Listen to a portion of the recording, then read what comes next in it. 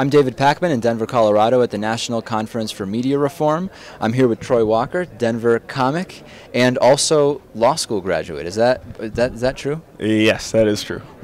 How would you rank amongst comedians or comics in your law school class? Like, were you at the top of that group, or? I was the only comedian or comic in a law school. So how'd you end up there? Give me some of the backstory. Well, I got a political science degree, and you can, teach or go to law school. And I took the LSAT and all that stuff and applied and got in, and then they gave me a scholarship, and so I went. So, are you more interested in continuing to work in comedy? Do you see yourself working as an attorney? Are you doing both now? I am an attorney in the sense that I'm licensed. Right. But practicing, I guess. I'm not really practicing. I need something that's flexible enough to allow for comedy. I need my nights, I need my weekends. Right.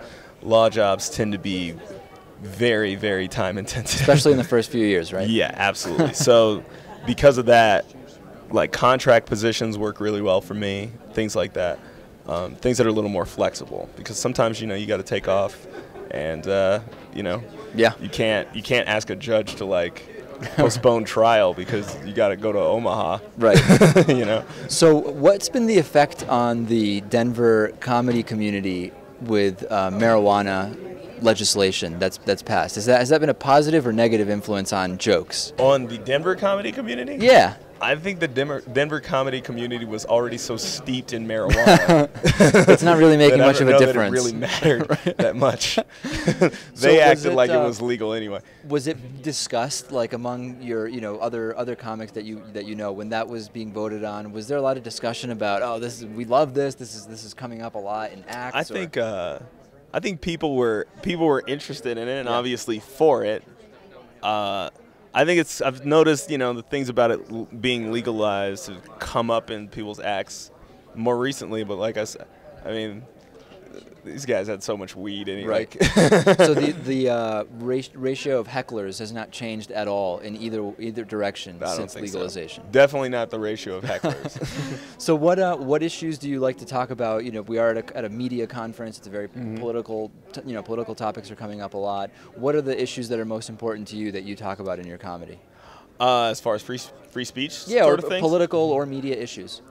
In my act. I don't know. I don't know that my act's that deep.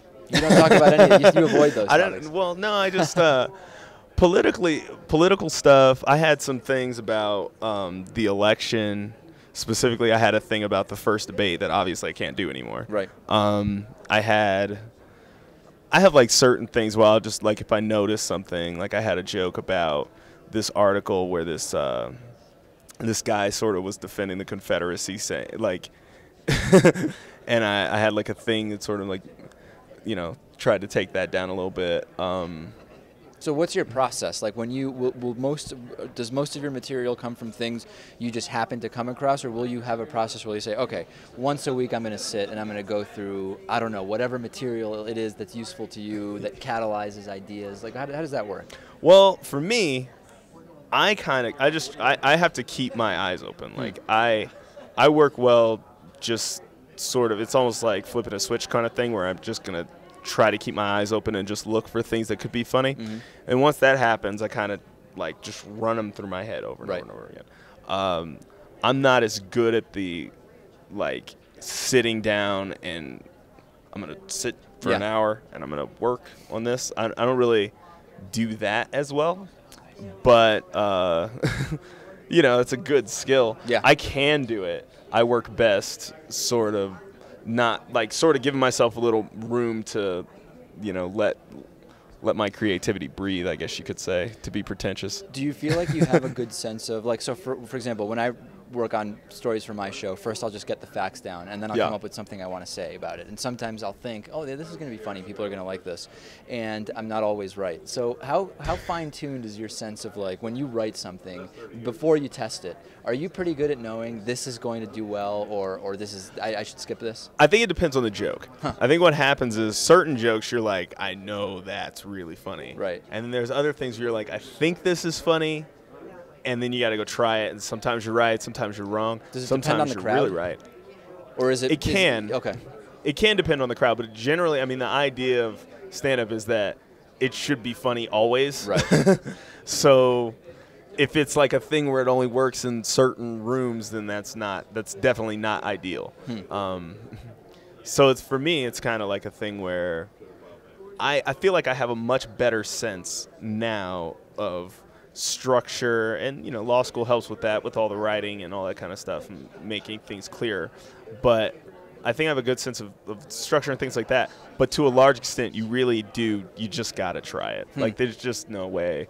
I mean, you'll have an idea. Yeah. Sometimes your gut, your ear will be like, this is really good, and other times you'll just think it's funny and right. it won't be, or it will be. Last thing I'm curious about is, did you ever have an experience that almost made you quit comedy? Like, is it something really bad that happened when you were performing? No. That's No, good. no. I mean, it's kind of a thing where once you're doing it, you're right. doing it. It's kind of like, I don't know that I could ever not do it. Like, if I won the lottery and had $400 million, I'd be sitting on a beach in Tahiti going, like, thinking about this thing that happened at the airport, going, I got to try that. Get on stage and try that. Is there a mic in right. Tahiti? Like you can try you it could out. never not. I don't think you could ever not do it. Very cool. I've been speaking with Troy Walker. He's a Denver comic. Awesome to meet you. Thanks for being here today. Thanks for having me.